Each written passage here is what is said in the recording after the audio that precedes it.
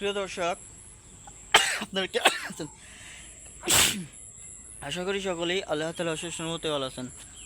প্রিয় ভাই ও বন্ধুরা, আপনারা স্ক্রিনের মধ্যে পেঁপে গাছ দেখতে পাচ্ছেন। তো পেঁপে কিন্তু 12 মাসে একটি ফল। দুঃখিত বন্ধুরা, ফল বলা চলে কি সবজি বলা হয়। কাঁচা অবস্থা একে সবজি বলে থাকে, কিন্তু যখন এই পেঁপে গাছের মধ্যে যে সবজিটি হয়, সেই সবজিটি পেকে গেলে তখন এই সবজিটি বলা হয় ফল।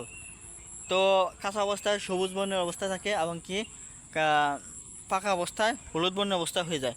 তো প্রিয় বন্ধুরা, আপনারা পেঁপে গাছ রোপণ করলে কাঁচা পেঁপে ও পাকা পেঁপে উভয় পেঁপে আপনারা খেতে পারবেন। তো প্রিয় ভাই বন্ধুরা, অনেকে কিন্তু পেঁপে খাওয়ার অভ্যাস নেই।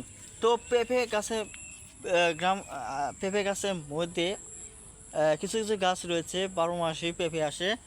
আবার কিছু কিছু গাছে বন্ধুরা শুধু পেঁপে গাছ বড়ই হয়, কিন্তু পেঁপে আসে না। তো প্রিয় ভাই বন্ধুরা, সেজন্য আপনাদেরকে ভালো মানের উন্নত মানের জাতের পেঁপে গাছের চারা রোপণ করতে হবে।